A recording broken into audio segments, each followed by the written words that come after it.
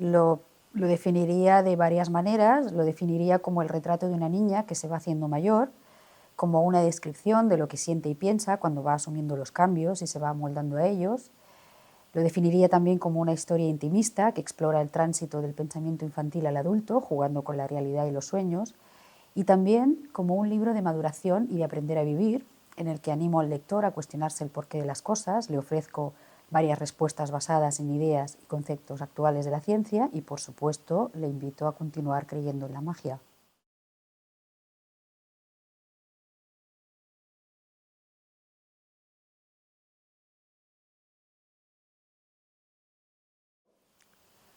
A nivel personal ha supuesto materializar un sueño que hacía tiempo que perseguía, y a nivel profesional el comienzo de una nueva etapa en mi vida.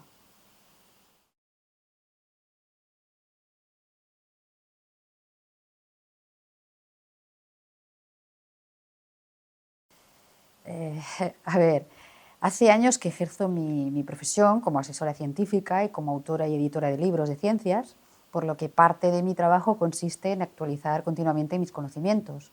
Me paso el día leyendo revistas científicas, viendo documentales, visito a menudo las bibliotecas para consultar y llevarme prestados los últimos libros que se han publicado sobre ciencias. Escribir libros de ciencias para niños y adolescentes supone realizar un esfuerzo para adaptar ideas y conceptos difíciles y complejos a un lenguaje fácil, accesible y comprensible. Yo creo que llevo tanto tiempo haciéndolo que cada vez, evidentemente, me resulta más fácil. Tal vez lo más difícil sea dar con el ejemplo cotidiano que encaje de manera no forzada con la idea o el concepto que se quiere explicar.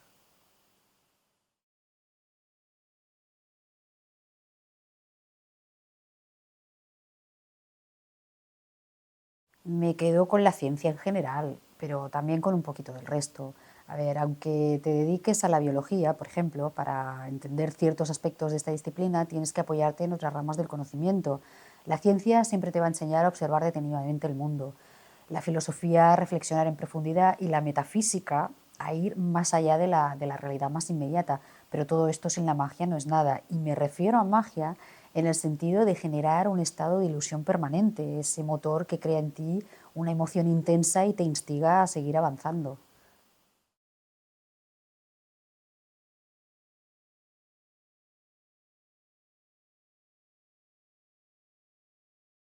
Ocas optimistas y vitales supongo que deben haber muchas. En cuanto a ocas ávidas de conocimiento y amantes de la lectura, francamente creo que hay muy pocas. De hecho, he escrito este libro con la esperanza de despertar ese interés, contando una historia de una niña que enriquece su mundo gracias a los libros. La lectura sigue siendo una asignatura pendiente y aunque los esfuerzos van encaminados a fomentarla, predicar con el ejemplo e inculcar el hábito en los niños, aun cuando sean pequeños, sería lo ideal, porque los pequeños imitan a los adultos. Quien se acostumbra a leer de pequeño, de adulto, se cuestiona el porqué de las cosas, es menos manipulable y mucho más libre e independiente, y eso es muy bueno.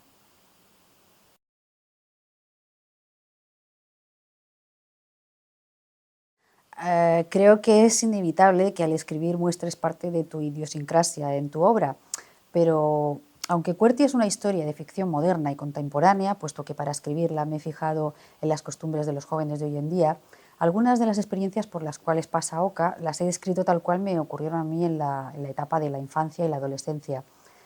Pero yo diría que Oca y Aguas comparten la avidez por el conocimiento y el amor por la lectura, pero se diferencian en muchos aspectos de su vida.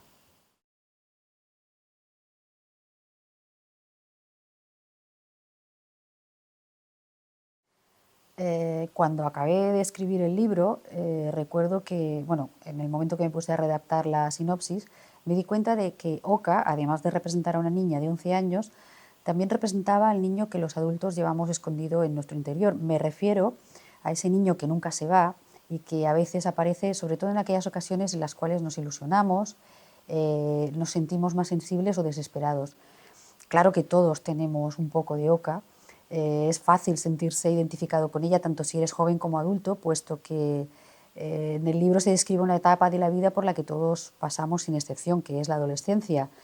En esta etapa se producen cambios importantes en nuestro cuerpo y también en nuestro comportamiento, cobra importancia la interacción social y aprendemos a ser más independientes. Ahora contamos con nuevos conocimientos sobre lo que ocurre en esta etapa de la vida y por qué ocurre, y en QWERTY yo he intentado ponerlos al alcance del público en general.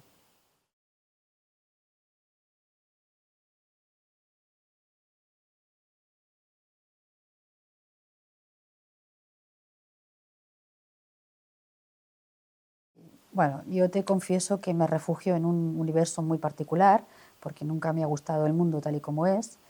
Yo vivo con la esperanza de que algún día todo esto cambie. Sueño con que Homo sapiens comience a utilizar el cerebro de su corazón y se preocupe más por mejorar las condiciones de vida de todos los seres vivos que por el aspecto material de su existencia. Creo que es importante no olvidarse que nunca que uno fue niño o niña. De pequeños poseemos cualidades que deberíamos conservar toda la vida, como la alegría, la autenticidad, la nobleza, la valentía, la sinceridad, la sencillez y sobre todo la pureza de ánimo.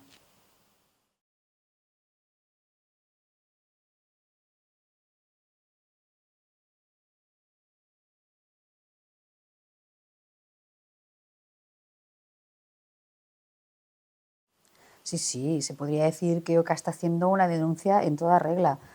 Realmente los niños no entienden lo que es madurar y la mayoría de los adultos no nos paramos nunca a interpretarlo ni a explicarlo. Si buscas en un diccionario la definición de madurar, es posible que no te sirva de gran ayuda saber que eso es adquirir pleno desarrollo físico e intelectual. Pero vaya, lo que está claro es que no dice nada de volverse gris y aburrido, de dejar de ser auténtico y original, de abandonar los nobles ideales y de olvidarse de ser sincero con uno mismo, incluso con los demás, de no arriesgarse y arrinconar la ilusión, de renunciar a soñar y a materializar esos sueños. Yo estoy totalmente convencida de que atributos infantiles como la originalidad y la plasticidad mental se pueden mantener toda la vida, si uno quiere, y son compatibles con las responsabilidades que se adquieren a la edad adulta.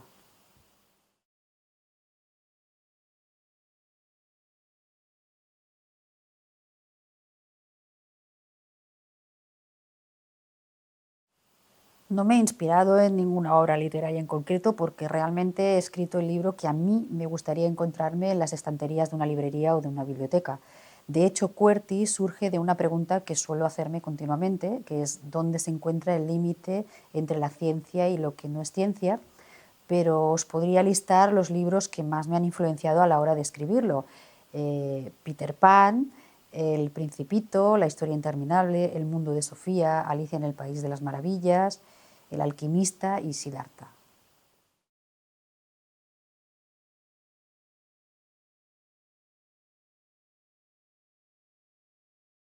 Se trata de una cuestión puramente práctica. Tenía que fijar la extensión del libro y al principio ordené los capítulos solo con los números, después con letras. Y finalmente se me ocurrió que podía numerarlos utilizando las 27 letras del teclado QWERTY, añadiendo además el capítulo como superíndice.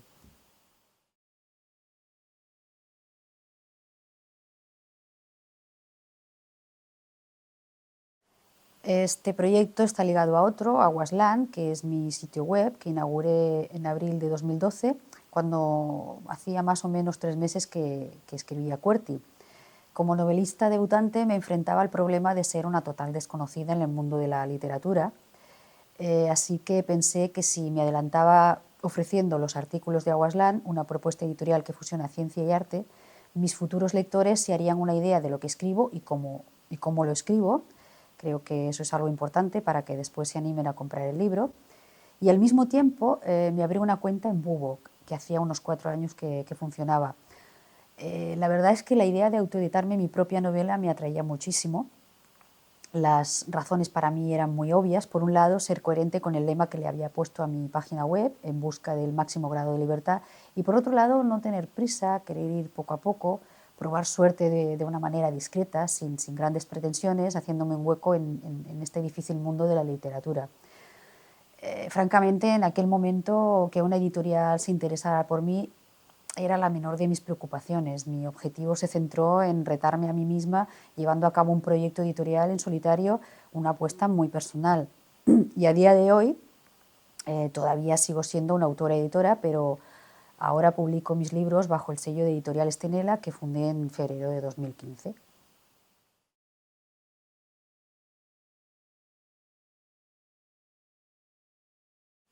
Pues todo. Antes era impensable llevar a cabo un proyecto de esta envergadura, ahora es muy fácil y además hay muchas opciones y muchas alternativas y ni siquiera hace falta que tengas el dinero porque con el micromecenazgo puedes conseguir financiarte el proyecto con la ayuda de gente que apuesta por ti y te deja el dinero para que lo lleves a cabo.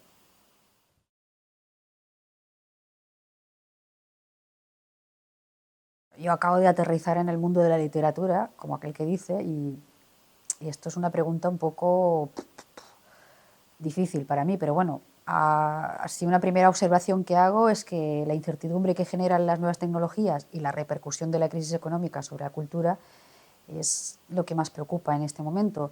Yo creo, sinceramente, que los tránsitos siempre son difíciles, pero también son épocas de grandes cambios y nuevas oportunidades. Ahora, lo que sí está claro es que siempre se necesitarán escritores, soñadores que cuenten historias, espejos donde vernos reflejados y que nos sirvan de fuente de conocimiento, y el formato en el que se presenten estas historias, la verdad es que debería ser lo de menos.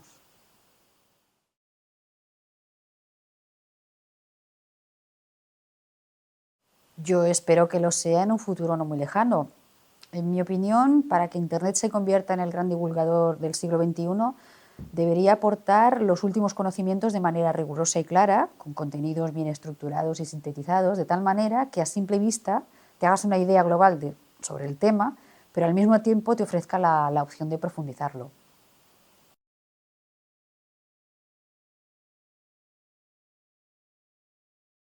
¿Qué libros?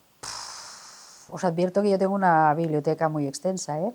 A ver, los libros que creo que deben acompañar a QWERTY son los que os he indicado antes: Peter Pan, El Principito, La historia interminable, El mundo de Sofía, Alicia en el País de las Maravillas, El alquimista, Siddhartha, y podría poner algunos más: El juego de Ender, 20.000 leguas de viaje submarino, Sueñan los androides con ovejas eléctricas, Mi familia y otros animales, Una breve historia de casi todo, Parque Jurásico, El Señor de los Anillos, etcétera, etcétera, etcétera.